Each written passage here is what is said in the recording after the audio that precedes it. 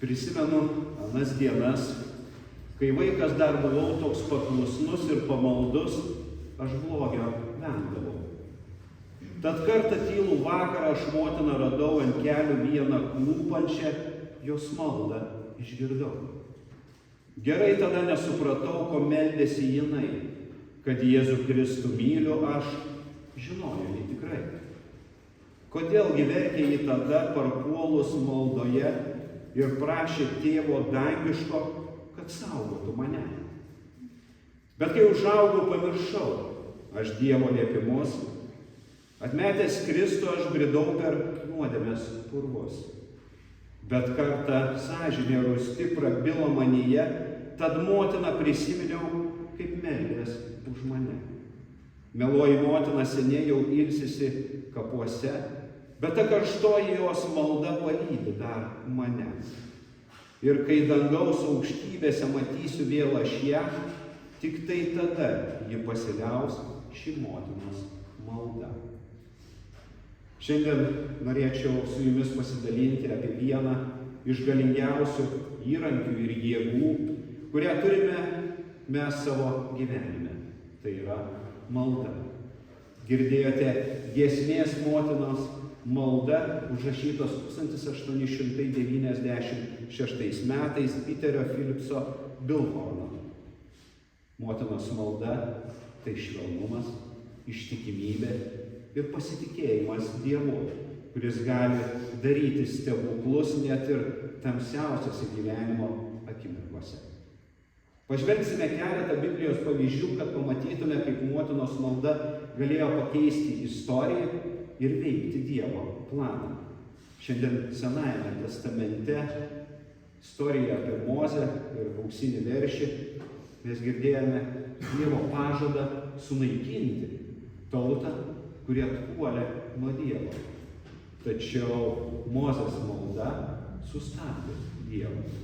Įdomu, kas pirma, pažadas ar prašymas? Pirmiausia, pažvelkime į Abraomo žmonos Sarajos, tarnaitės egiptietės Hagaros istoriją. Trumpai priminsiu, Abraomas su Saraja negalėjo susilaukti vaikų, todėl Saraja nusprendė, kad giminę pratęsti reikėtų atiduodant tarnaitę Abraomą. Ir tarnaitė susilaukė sūnaus. Toliau įvykiai klostėsi taip. Saraja taip pat susilaukė sūnaus, jie augo kartu, tačiau Saraja pamačiusi egiptietės Hagaros sūnų, kurį ši buvo pagimdžiusi Abraomui, žaidžianti su jo sūnumi Izaoku, Sarė sakė Abraomui: išvaryk šią vergę su sūnumi, nes tos vergės sūnus nesidalys paveldu su mano sūnumi Izaoku. Abraomas taip ir padarė. Klausė žmonos, suruošė kelioniai maisto, vandens ir išlydėjo Hagarą su sūnumi.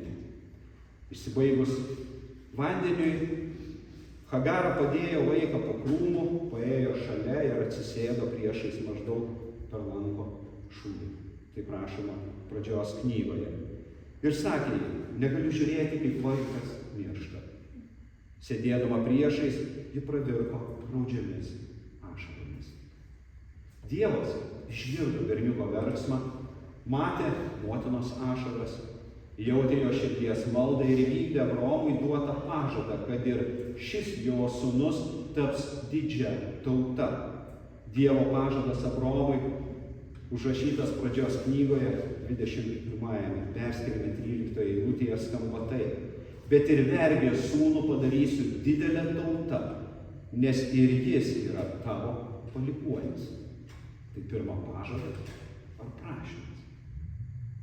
Kitas įspūdingas pavyzdys apie motinos maldą yra Izraelio teisėjos Deboros istorija. Debora buvo ne tik teisėja, pranašė, bet ir vadinama visos tautos motina. Ji vadovavo Izraeliui sunkiais laikais, kai jie buvo kliudinėjami priešų. Kariuomenės vadas Barakas nedrįso eiti į mūšį be Deboros. Dievas išklausė Deboros maldą ir Izraelis laimėjo mūšį. Tai mums primena, kad motinos malda gali įkvėpti, suteikti drąsos, siekiant pergalės net sunkiausiose kovose. Tai pažadas ar prašymas? Ar prašymas gali įtakoti pažadą? Dar vienas ypatingas motinos pavyzdys Naujajame testamente, Evangelijoje pagal Matą 15 skyriuje užrašytos kananietės istorija. Kananietės dukra susirgo, ji ėjo, girdėjo apie Jėzų, kuris daro stebuklus, išgydo ligonius, ir ji ieškojo pagalbos ten, kur reikia. Tačiau ji atėjusi pas viešpatį, kai prašė pasigailėti jos, kad dukterį baisiai kankina demonas, viešpats atsakė pakankamai grubiai. Nedera imti vaikų duoną ir mesti šunyčiams. Šunyčiai Izraelyje tuo metu buvo labai žeminantis vardas, galbūt labiau žeminantis buvo kiaulė, bet šunyčiai į tą pačią eilutę dedamas. Tačiau moteris neįsižeidė, nesupyko, o pasakė labai paprastai: taip, viešpatie, bet ir šunyčiai ėda trupinius nukritusius nuo šeimininko stalo. Tuomet Jėzus tarė jai: o moterie, didis tavo tikėjimas, tebūnie tau, kaip prašai. Ir tą valandą jos duktė pasveiko. Ji maldavo Jėzų išgelbėti jos dukterį nuo demonų. Nepaisant išbandymų ir net atrodytų grubaus Jėzaus pirmojo atsakymo, kananietė nepasidavė. Jos tikėjimas yra mums pavyzdys. Ir meilė buvo tokia stipri, kad Jėzus, pamatęs tokį tvirtą tikėjimą, išgydė jos dukterį. Nors iš pradžių atmetė. Visi šie pasakojimai rodo, kad net ir atrodytų visiškai beviltiškose situacijose malda ir tikinti širdis gali padaryti stebuklus. O ar mes dažnai meldžiamės? Ar tikime maldos galia? Būna akimirkų, kai mūsų tikėjimas susvyruoja. Būna akimirkų, kai galvojame, kad mūsų problemos per mažos, kad būtų įdomios visagaliui Dievui. Būna akimirkų, kai abejojame, nors turime galingą Jėzaus pažadą, kurį šiandien Evangelijoje pagal Joną girdėjome. Iš tiesų sakau jums, jei tik prašysite Tėvą mano vardu, jis tai jums duos.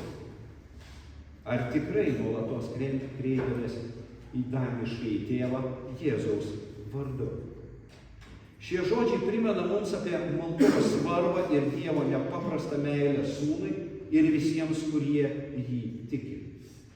Panagrinėkime šią temą, kad suprastume, kaip maldos gali pakeisti mūsų gyvenimą ir suteikti mums tikrai džiaugsmą.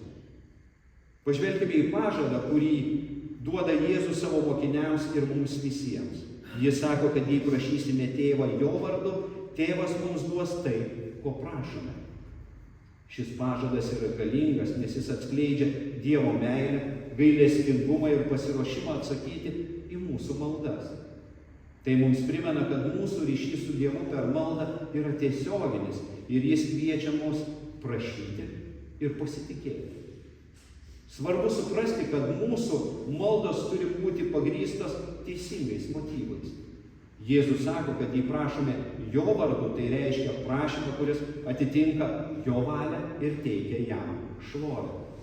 Tai reiškia, kad mūsų maldos neturi būti skirtos mūsų egoistiniams tikslams arba mūsų asmeninių norų patenkinimui, bet turi būti nukreiptos į Dievo valią ir jo šlovę.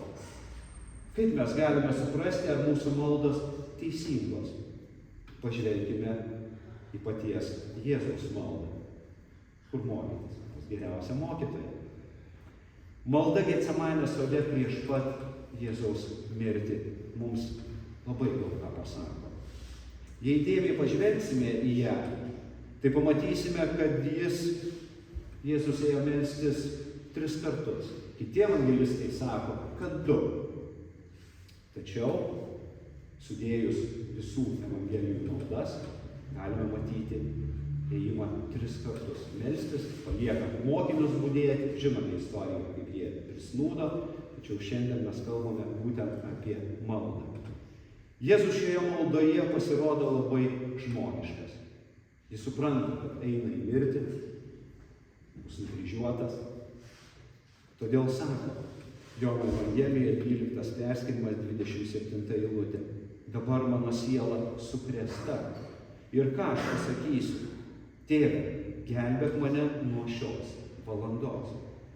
Taip ir mes reaguojame į sunkumus, išsigąstame, puolame melstis, o tiksliau nurodinėti Dievui, kaip jis turi pasielgti. Mes jų geriau žinome, tai mūsų skausmas.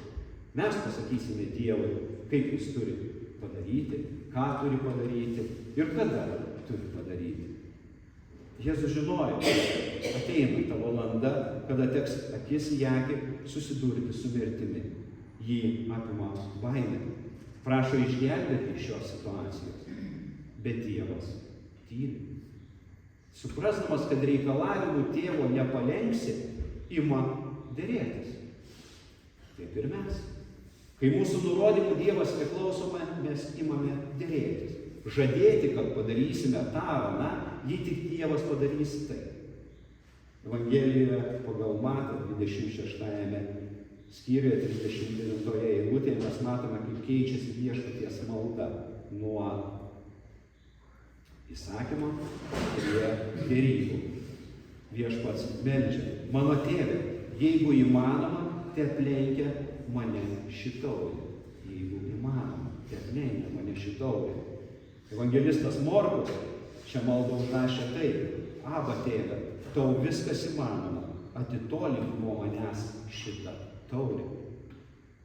Tačiau Dievas tyli. Ir galų gale Jėzus susitaiko su jam skirta dalia ir priima tėvo valią. Viešpaties malda Evangelijoje pagal Matą 26 skyriuje skamba taip: Mano tėve, jei ši taurė negali praeiti mano negerta, tebūnie tavo valia. Maldos jėga yra grindžiama pasitikėjimu Dievu ir jo geranoriškumu, noru atsiliepti. Kai prašome Dievo jo sūnaus vardu ir pasitikime, kad jis girdi ir išklauso mūsų maldas, tai teikia džiaugsmą, nusiraminimą ir ramybę mūsų širdyse.